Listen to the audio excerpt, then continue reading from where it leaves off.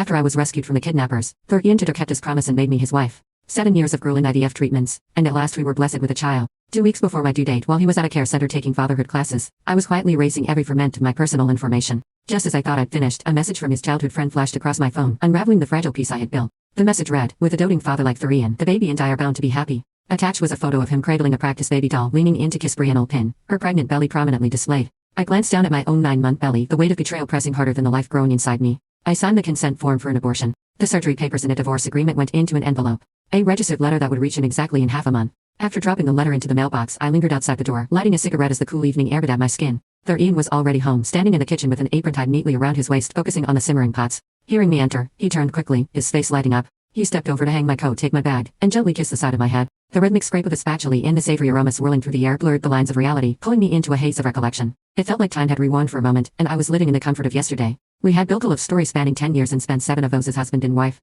In those early days he insisted on cooking dinner every night, no matter how long or grueling his workday had been. His gaze always held a warmth that felt like home, as he'd said that sharing dinner together made us a family. His words had once moved me deeply, etching themselves into my heart. But sadly that promise had crumbled long ago, and the dinners that once made us a family became a distant memory. Thurian came over like an overgrown puppy, wrapping me in a warm embrace and guiding me to the dining table. It was beautifully set, adorned with all my favorite dishes, flickering candlelight, and elegant wine glasses. "You can't have wine. So, I warmed some milk for you instead." The warm cup of milk was handed to me, and as he lowered his head, his apology was sincere but empty. "I'm sorry. The courses were packed, and I didn't have time to take care of you. How was your checkup today? Is the baby okay?" His words, once comforting, now felt like a cruel reminder. It wasn't the packed courses but the empty space I no longer occupied in his heart. I turned away from the kiss mark on his neck, lifting the glass of milk to my lips, drinking it all in one go. But all I could feel was the dull, aching throb of pain that spread from my belly to my heart, a reminder of the choice I had made. Thurian's face shifted with surprise, his eyes widening as he immediately checked to ensure I was all right. But soon, a smile returned to his lips. "A little bit of wine is fine," he said gently. "The doctor said pregnant women can be emotional before delivery, but it's okay. I understand." He pulled out a chair for me to sit, serving soup with tender care and expertly picking out fish bones.